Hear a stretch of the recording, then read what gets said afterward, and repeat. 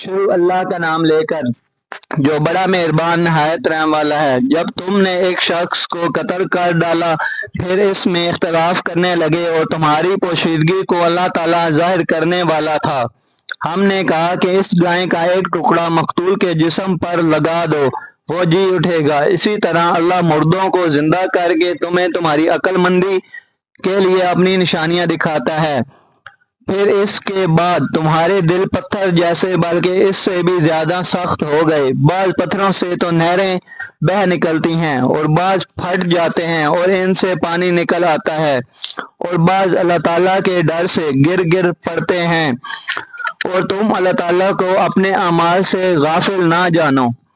مسلمانوں، کیا تمہاری خواہش ہے کہ یہ لوگ ایماندار بن جائے، حالانکہ ان میں سے ایسے لوگ بھی جو کلام اللہ کو سن کر عقل و علم والے ہوتے ہوئے پھر بھی بدل ڈال کرتے ہیں، جب ایمان والوں سے ملتے ہیں تو اپنی ایمانداری ظاہر کرتے ہیں، اور جب آپس میں ملتے ہیں تو کہتے ہیں کہ مسلمانوں کو کیوں وہ باتیں پہنچاتے ہو جو اللہ تعالیٰ نے تمہیں سکھائی ہیں؟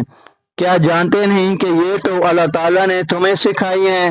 کیا جانتے نہیں کہ یہ تو اللہ تعالیٰ کے پاس تم پر ان کی حجت ہو جائے گی؟ کیا یہ نہیں جانتے کہ اللہ تعالیٰ ان کی پوشیدگی اور ظاہر داری سب کو جانتا ہے؟ ان میں سے بعض ان پڑھ ایسے بھی ہیں کہ جو کتاب کے صرف ظاہری الفاظ کو ہی جانتے ہیں اور صرف گمان اور اٹکل ہی پر ہے۔ ان لوگوں کے لیے ویل ہے جو اپنے ہاتھوں کی لکھی ہوئی کتاب کو اللہ تعالیٰ کی طرف کی کہتے ہیں اور اس طرح دنیا کماتے ہیں۔ ان کے ہاتھوں کی لکھائی کو اور ان کی کمائی کو ویل، ہلاکت اور افسوس ہے۔ یہ لوگ کہتے ہیں کہ ہم تو صرف چند روز جہنم میں رہیں گے۔ ان سے کہو کہ کیا تمہارے پاس اللہ تعالیٰ کا کوئی فرمانہ ہے؟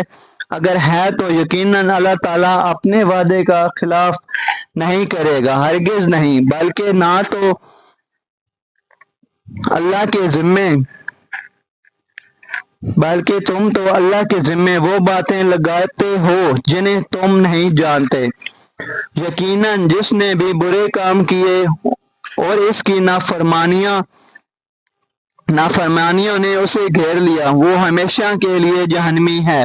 اور جو لوگ ایمان لائیں اور نیک کام کریں وہ جنتی ہیں جو جنت میں ہمیشہ رہیں گے۔